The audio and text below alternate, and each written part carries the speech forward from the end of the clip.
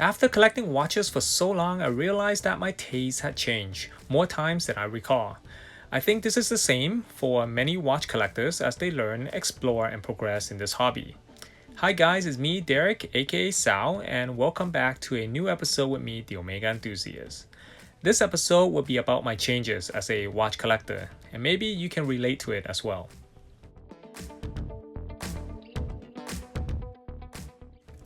I was always into watches at a young age, but I got serious about collecting them not until the 2000s.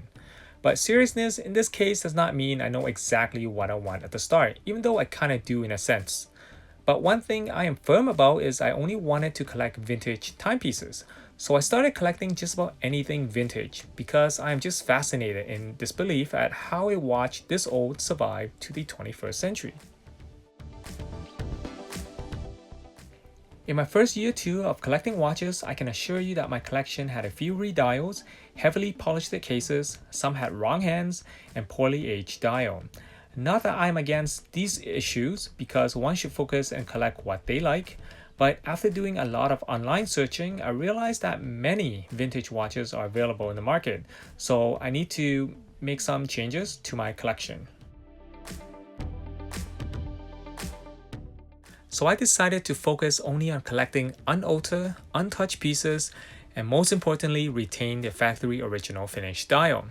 Of course, these watches will cost me a lot more, but I will appreciate these pieces much more. However, since my knowledge was not comprehensive at the time, I made several unwanted purchases, but that's all part of the learning process. My focus then became collecting vintage Omega watches, which helped me become who I am today. As time progressed, I started to collect other brands because just Omega alone, I was missing out on so many other fantastic stuff out there. I also learned that condition is essential and not prerogative to rarity and high-end pieces. I always thought the collecting watch world was small until I was exposed to Instagram in 2014.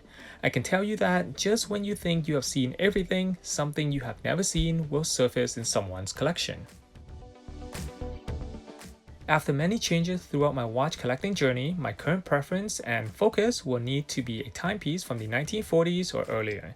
Even though some collectors would suggest only collecting larger size watches, I have fallen in love with smaller timepieces because they fit better on my small wrist.